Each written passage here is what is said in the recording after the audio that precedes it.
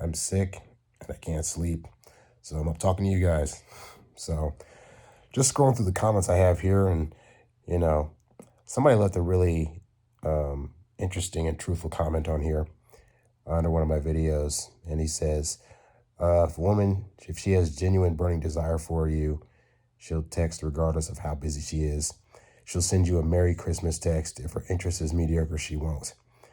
And I actually agree with that. And in dating in general, I found that when, as Doc Love used to say, when women like you, they help you. And when they don't, they won't. And I think the problem a lot of men have is that because they don't have abundance, that when they finally get a woman interested, even if it's for the short term, they basically feel as though they have to be accepting of anything she does. And that even means when she starts to show signs of disrespect, the guy will think, well, this can't be what it is. And she was so nice in the beginning that obviously this is just like a trip up in how she actually feels about me because she really feels this way, you know? I've just found in my life that, like, really, guys, honestly, when a woman has high interest in you and has a good head on her shoulders, they become very easy to date. Now, that's not to say that there won't be some differences that may annoy you. You know, for example, women like to go on and on when they're telling stories, or they can be scatterbrained at times, or they definitely feel more emotional about some things that maybe we won't get as emotional about. So those things will typically be there regardless of who you're dating. But again, if they have high interest and a good head on their shoulders, then you'll find it's easier to date them. And at that point, what this guy says is absolutely true. If she has genuine burning interest for you, she will text regardless. She won't be mad at you for texting too much. You can send her any kind of text or, take her on any kind of date and she'll just be happy to be there. But I think where guys get frustrated with that side of it is that they're meeting a woman and they're rushing to get the woman to that point where she's willing to do those things and willing to accept certain things from guys, even if it may be seen as like over eager or needy behavior. And, women's attraction build for you is a 2 to 3 month process. Some guys will fight me on that and say, but Harry, like, what about that Chad guy that's like 6 feet tall with the abs and the money? Like, she'll like him right away. And I want to stress that there's a difference between she sees a guy and is like, oh, he's attractive, I want to go out with him. And, oh, he's attractive and I've built up enough trust with him to where I now want him to claim me as his girlfriend. And even the hottest of Chattingtons or Tyrones or whatever they're being called these days, their looks and their position might allow them to have more of an opportunity to meet more women. It does not mean that those guys have the skill set to actually keep those women or to be able to tell the difference between women that are going to use them for their money and position versus women that genuinely like them for who they are on the inside. And I think actually that's where a lot of you guys have an opportunity, because maybe you're not the best looking guy. Maybe you don't have a lot of money. Maybe you don't have 6-pack abs or, a house or a car. And I found that when I didn't have those things, especially when I didn't have like an apartment, when I was living on somebody's couch, and when I had no car, I was still able to date because I balanced that out by learning skill sets about women, learning how they communicate, learning how to be able to connect with them in an authentic level, learning what things they cared about, learning how to talk to them, learning what kind of dates aren't, not even overly expensive dates, but just what kind of dates will foster the kind of environment that will make a woman start to build more trust with me and feel more intimacy with me. And those are things that you can actually be doing better at than guys that have all the stats, because guys with all the stats don't think they have to do any work. And I guess because I study Hollywood, I look at like celebrity marriages, and I look at like, you hear about rich people every day, like how they end up losing their wives or how they ended up, getting taken to court for all this money.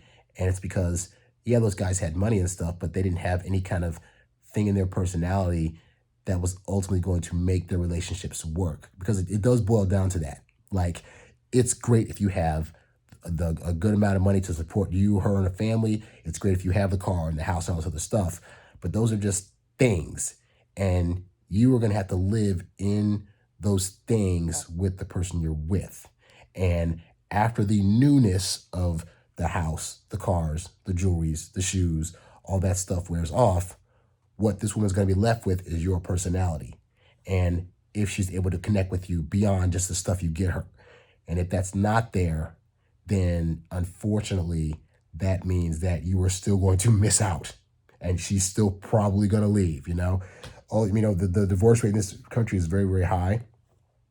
And, women file for a divorce most of the time. And I do think there's part of that is because women these days are very quick to be like, well, if he's not giving me exactly what I want, I can go onto an app and find somebody else right away that will, whether it's sexually, whether it's emotionally, physically, whatever, So I think there's definitely a level of that, because 70%, all those dudes ain't messing up. Some women are just straight up like, this guy's boring, or he's not treating me like he used to, or whatever, So that does happen. But I think men also need to look at how is it that they change once they get into relationships. A lot of guys, they get into a relationship and then all of a sudden they want to just do Netflix and chill all the time. They don't want to take her on a date anymore. They're kind of brushing off some of the concerns that she's bringing to the table, because our egos don't want to hear it and give the impression that we're messing up in this relationship. So we want to be like, oh no, that's not a thing, honey. Or we want to be like, well, you said I didn't do this, but I do this all the time and blah, blah, blah, blah. Because, guys are literal, women fight with emotions and all this other stuff. So guys have to look at that. Guys have to look at, okay, yes, the divorce rate's high and it's mostly women leaving, but like there is a portion of that where it's like men also start to like fall off a bit, however much you're willing to do in the beginning, how exciting you were, it starts to fall off. And when you start to fall off, then her emotions and feelings are going to start to fall off, and then she's going to start doing less, and it's just in this cycle. And I don't want to just put it on you guys, because I think women need to do their part to make sure that they're keeping the spark alive. But this is a men's channel. I'm talking to you guy. So you guy, you got to be mindful. Like even me, even when I'm in relationships, it's like I'll start to notice like, oh, it's been like 2 or 3 weeks since we've been on a date, or it's been a couple of months since I've got her flowers, or this, whatever. It's like I got to get back on the game. Like I still got to remind myself of that, because it's just very easy to take for granted that the person is there every day and they haven't left you up to this point. So why would you have to do the extras, So yeah, it's a lot of rambling for me, but I just wanted to say I really understood where this guy's comment was coming from. Ultimately, guys, when you build up your woman's interest to the point where you can do no wrong, which is around the 90% mark, then at that point, yes, it's a harder chance that you're going to do something that's going to make her go away. But you still have to be mindful that the way that you showed up for her in the beginning is the way you got to keep showing up. And so, like, that's why I get so much you guys on texting. I found in my relationships, I don't have to text all that much, but I set that up like date one, where I'm saying like, I'm not really much of a phone guy. I typically, like to meet in person and really build that connection in person where I can see you and touch you and feel you, and there's no misunderstandings. I set that up from day one. That way that's not an expectation later on that in the relationship that I'm going to be texting all this much, But in terms of like you showing up, ultimately you want to really learn the best ways to show up. But that is true that at the point that she has a very, very high interest in you and likes you, that a lot of the things that I talk about in terms of the dating phase of things, like for example, I say don't text her all the time. Once you get into a relationship with that girl and she likes you a lot, then if you happen to text a slight bit more than usual, it's not going to completely turn her off. But that's because she has such a high level of interest for you that you can basically do no wrong. But I don't want you to get tricked up and think that that means that you can never do wrong, or that if you suddenly go, because there's so many guys that have the story of, I was the perfect guy for the first 3 months, and then we got into a relationship, and now all of a sudden I'm being needy and I'm doing all these other extras, and now she's starting to get turned off. Yeah, part of that's because you weren't showing up like that in the beginning.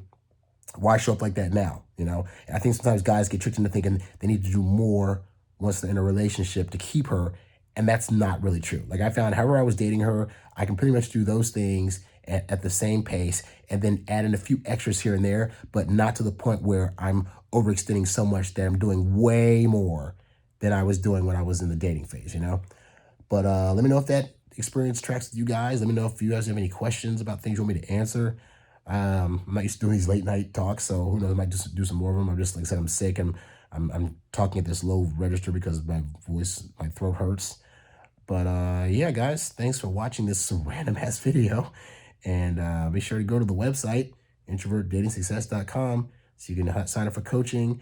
Thanks to you guys that have been getting the Introvert Dating Success Academy. I hope that you're getting a lot out of it. I hope that you're learning the things you need to learn. That is my 3-month program that is designed to take you from dating a girl to getting in a relationship in the span of 3 months. It basically gives you a blueprint of how to get into relationships in a way that is authentic to who you are, but also at the pace that most women would prefer you to go at in order to have more success. If you have that blueprint, then if this girl doesn't work out, you'll already know what things to do to get the next one and the next one and the next one until there is no next one. That's the idea, you know? Thanks for watching. I'll catch you guys later. Peace.